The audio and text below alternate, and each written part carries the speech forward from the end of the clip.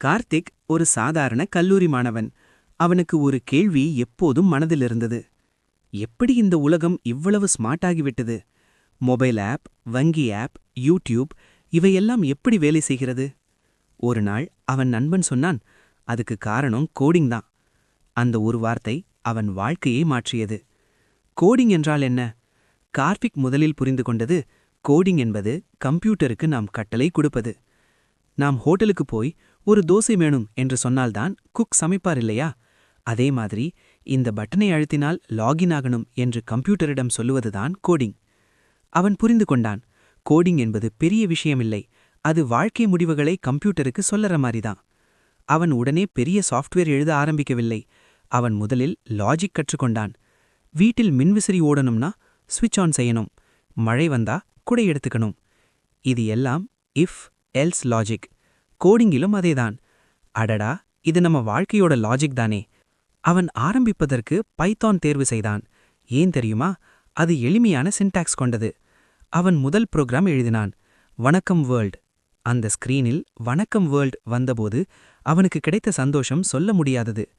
அது ஒரு குழந்தை முதல் முறையாக அம்மா என்று சொல்வது போல இருந்தது. ஏடிஎம்மில் பணம் எடுக்கும்போது என்ன நடக்கிறது? கார்டு இன்சர்ட் பண்றோம், பின் என்டர் பண்றோம், அமௌண்ட் கொடுக்கறோம், கேஷ் வரும். பின் சரியா இருந்தாதான் பணம் வரும், பேலன்ஸ் இருந்தாதான் கேஷ் வரும். இதை கண்டுபிடித்த கார்த்திக் சொன்னான், அடடா, இது ரொம்ப சிம்பிள் லாஜிக் தான். நீங்கள் ஃபுட் டெலிவரி ஆப்பில் ஆர்டர் பண்ணும்போது ரெஸ்டாரண்ட் லிஸ்ட் லோட் ஆகுது, மெனு காட்டுது, பேமெண்ட் சக்சஸ் ஆனா ஆர்டர் கன்ஃபார்ம் ஆகுது. இது எல்லாம் பின்னால கோடிங் தான். அதாவது நம்ம வாழ்க்கையில் நம்ம பார்க்குற எல்லா டெக்னாலஜிக்கும் பின்னால கோடு இருக்கு. கார்த்திக் தினமும் 1 மணி நேரம் பிராக்டிஸ் பண்ண ஆரம்பிச்சான். Day 1 variables, day 2 if else, day 3 loops, day 4 simple calculator program. அவன் ஒரு கால்குலேட்டர் எழுதினான். அது வேலை செய்ததும் அவனுக்கு நம்பிக்கை வந்தது. ஆனா சிரமம் இல்லையா? ஆமாம், எரர்ஸ் வந்தது. Syntax error, indentation error. ஆனா அவன் விடவில்லை. குழந்தை நடக்க கற்றுக்கொள்ளும்போது எத்தனை தடவை விழும், ஆனாலும் நிறுத்துமா? கோடிங்கிலும் அதேதான். 6 மாதம் கழித்து கார்த்திக் ஒரு சிம்பிள் வெப்சைட் உருவாக்கினான். அவன் உணர்ந்த லெசன், கோடிங் என்பது புத்திசாலித்தனத்திற்கு அல்ல, அது கன்சிஸ்டன்சிக்கு. தினமும் சிறிது நேரம் பிராக்டிஸ் பண்ணினால் யாரும் கற்றுக்கொள்ளலாம்.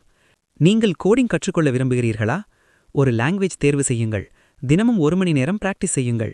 ஸ்மால் ப்ராஜெக்ட் செய்ய ஆரம்பிக்குங்கள். எரர் வந்தால் பயப்படாதீர்கள். ஒரு நாள் நீங்கள் உங்களுடைய ஆப் உருவாக்குவீர்கள், உங்களுடைய வெப்சைட் உருவாக்குவீர்கள், உங்களுடைய ஐடியா உலகத்துக்கு காட்டுவீர்கள்.